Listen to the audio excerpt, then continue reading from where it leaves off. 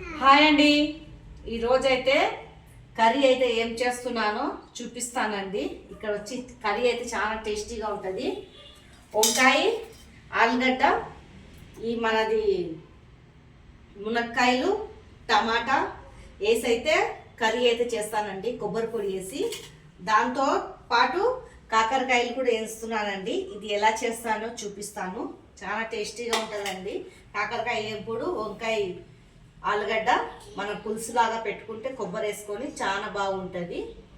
ఇది ఎలా చేస్తానో చూపిస్తానండి. ఫస్ట్ కొద్దిగా నూనె ఎక్కువ వేసుకోవాలా, తర్వాత ఆనియన్ వేసుకోవాలా.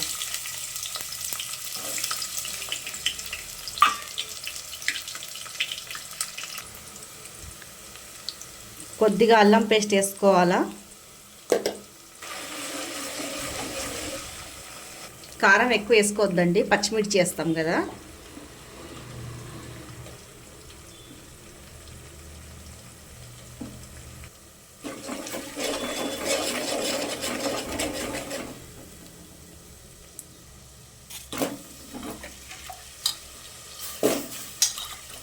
పులుసు పెడితే చాలా బాగుంటుందండి. వంకాయ, ఆలుగడ్డ, మునక్కాయ పులుసు.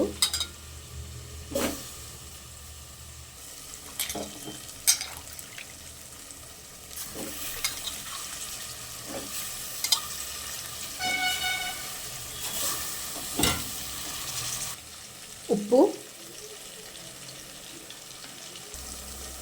టమాటా, కల్యమాకు వేసుకోవాలా.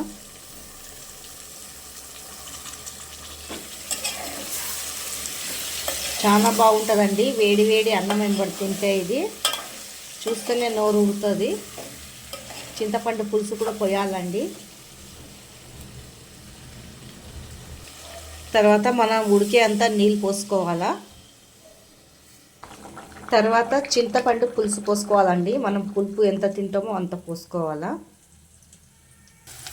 ఇక్కడ వచ్చేసి కాకరకాయ కూడా వేసుకుంటున్నానండి పక్కకి. ఇలా వేపుకుంటే చాలా టేస్టీగా ఉంటుంది.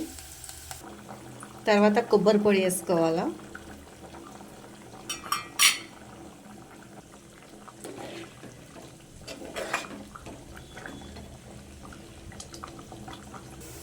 ఇది ఇలాగా ఎగిపోయాక దీంట్లో ఎల్లిపాయ, కారం వేసుకోవాలండి. కొంచెం కొబ్బరి పొడి కూడా వేసుకోవాలా.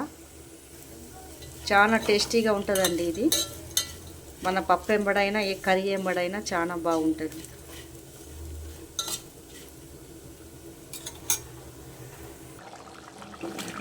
చూడండి కర్రీ ఇట్లా గ్రేవీ ఉన్నప్పుడు దగ్గరకు వచ్చేసాక కొత్తిమీర వేసుకొని దింపుకోవాలండి. వంకాయ, ఆలుగడ్డ, మునక్కాయ పులుసు అండి. ఇది చాలా బాగుంటుంది. మీకు ఈ వీడియో నచ్చినట్లయితే లైక్, సబ్స్క్రైబ్ అయితే చేయండి.